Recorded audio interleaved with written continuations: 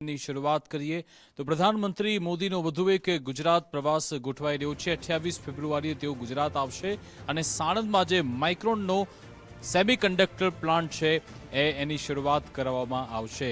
PM મોદીના નેતૃત્વમાં ભારતમાં સેમિકન્ડક્ટર ક્ષેત્રે ક્રાંતિ સર્જવામાં આવી રહી છે। સાણંદમાં માઇક્રોનનો મેગા સેમિકન્ડક્ટર પ્લાન્ટ તૈયાર છે। 28 ફેબ્રુઆરીએ માઇક્રોનના એટીએપી પ્લાન્ટનું પ્રધાનમંત્રી મોદી ઉદ્ઘાટન કરશે। ગુજરાતને નવા ગ્લોબલ હબ તરીકે સ્થિત કરવાનો ઉદ્દેશ્ય છે। ગુજરાતમાં નોકરીઓ અને કૌશલ્યના નવા દરવાજા પણ ખુલશે। એસએસડી રેમ અને એનડી ચિપ્સની અત્યાધુનિક ઉત્પાદન સુવિધા રહેશે। ભારતના મેમરી અને સ્ટોરેજ ઉત્પાદનમાં નવા ધોરણો પણ ગોઠવાશે। આગામી સમયમાં 5000 લોકોને સીધી રોજગારી મળશે। દિવ્યાંગ નાગરિકો માટે પણ નોકરીની તક ઉપલબ્ધ થશે।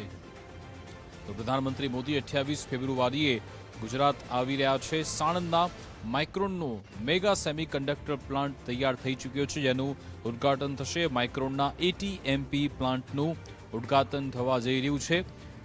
સેમિકન્ડક્ટર ક્ષેત્રે ગુજરાત અગ્રણી રાજ્યોમાં સ્થાન પામી ચૂક્યું છે। અમદાવાદમાં સાણંદમાં માઇક્રોનના એટીએમપી પ્લાન્ટ તૈયાર થઈ રહ્યું છે, તેની શરૂઆત થશે 28 ફેબ્રુઆરીથી।